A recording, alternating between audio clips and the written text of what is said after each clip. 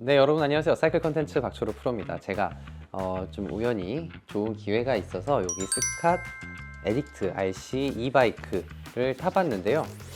제가 대략 한 달 가량을 이 자전거를 타봤어요. 이 자전거 어때 보이시나요? 그냥 일반 로드바이크처럼 생기지 않았나요? 근데 아니었어요. 이게 여기에 배터리가 들어간 바로 전기 자전거입니다. 그래서 제가 처음에 이 자전거를 받았을 때 이거는 전기 자전거가 아닌 것 같은데 자전거 잘못 가지고 오신 거 아니냐 라고 했는데, 딱 그때 이제 들어보니까 전기 자전거더라고요. 예, 뒤에 이제 허브 쪽에 모터도 달려 있고, 그래서 멀리서 봤을 때는 알 수가 없어요. 하지만 가까이서 보면은 모터가 보입니다. 그래서 같이 제가 라이딩을 사람들이랑 할 때도 몰라보고, 중간 지점까지 갈 때도 몰라보고, 그래서 많은 분들이 제가 어필을 굉장히 잘 타는 줄 아시고, 역시 프로구나. 사기치기 딱 좋은 자전거예요.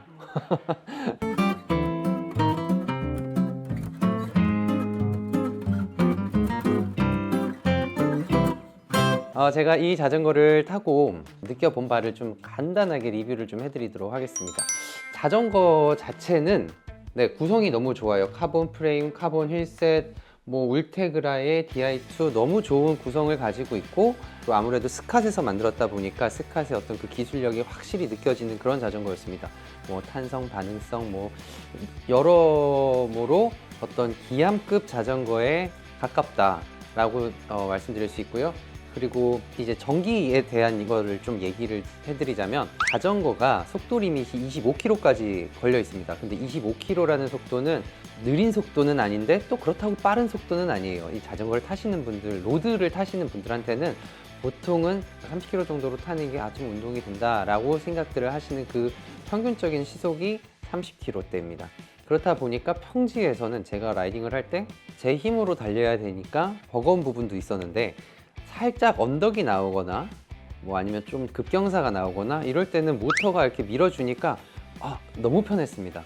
그래서 저는 그런 분들한테 추천을 드리고 싶어요. 스피디한 그런 로드를 좀 좋아하시는 분들한테는 이 전기 자전거라는 컨셉이 잘 맞지 않으실 겁니다. 하지만 누구한테 가장 잘 맞을까를 생각을 해보면, 좀 나이대가 있으신 분들, 한 50대, 60대, 70대, 80대까지도 나이대가 좀 있으시고 약간 이제 근력이 있으신 분들이 구매하셔서 타시면 너무 재밌을 것 같아요.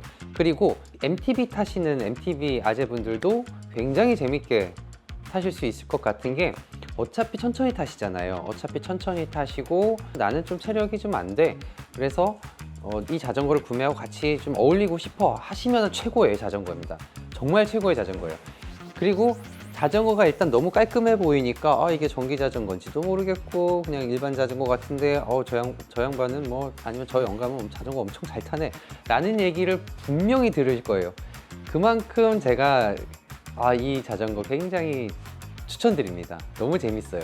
전기 자전거를 탔을 때 운동이 안 되지 않냐 라고 얘기하시는 분들이 있습니다. 전혀 아닙니다. 이 전기 자전거는요, 나를 밀어주는 힘이 분명히 있습니다. 하지만 내가 페달을 굴리지 않으면 나를 밀어주지를 않아요. 어느 정도 라이딩을 하다 보면 심박이 이렇게 올라갑니다. 그리고 나서 언덕을 만나면 이 평균적으로 어느 정도 올라간 심박에서 갑자기 막 들락날락 하죠. 근데 전기 자전거는 쭉 올라가서 그대로 유지가 됩니다. 그래서 운동 지속 능력이 이 전기 자전거가 아주 효과적이고 훌륭하다는 말씀을 좀 드리고 싶습니다. 또한 전기 자전거를 탔을 때 가장 중요한 게 뭡니까?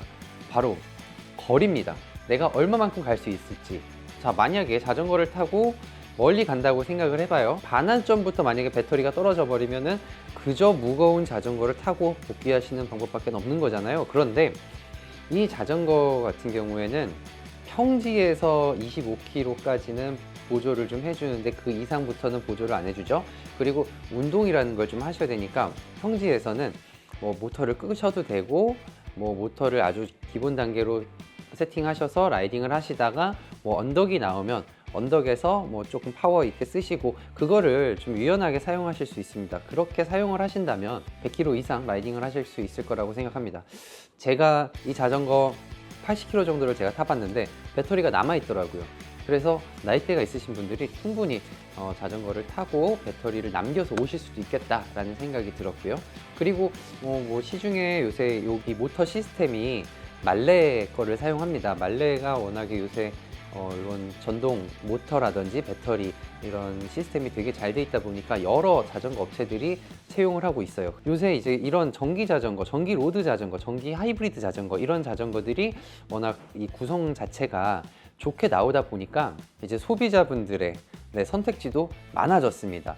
그런데 이제 스캇에서 이런 기암급의 전기 자전거가 나와버린 거예요. 자전거 무게도 사실 그냥 배터리 없이 라이딩을 했을 때 조금 묵직한 로드 자전거 이런 느낌이 들었고, 뭐 평지 타실 때는 전혀 자전거가 아주 무겁게 느껴지지 않았습니다. 다만 언덕에서는 만약에 배터리 없이 올라간다 그랬을 경우에는 살짝 가방 하나 매달고 라이딩하는 그런 느낌이 들었습니다.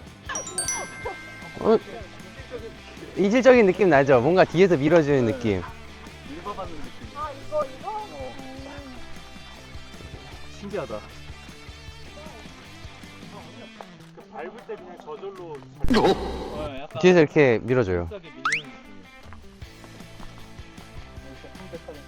최근에 한번 또 라이딩을 하면서 벚고개를 이 두 손을 놓고 올라가 본 적이 있는데요. 동부 고갯길을 오를 때 가장 1번 고개가 벚고개입니다. 벚고개의 길이는 짧은데 경사가 좀 되어 있죠. 그래서 궁금했어요. 한번 이렇게 두 손을 놓고 올라갔을 때 얘가 그만큼 버텨주는지 궁금해가지고 두 손을 놓고 올라가 봤는데 충분히 두 손을 놓고 올라갈 수가 있었습니다. 언덕을 올라갈 때 모터가 밀어준다고 해서 전혀 힘이 안 들지는 않았습니다.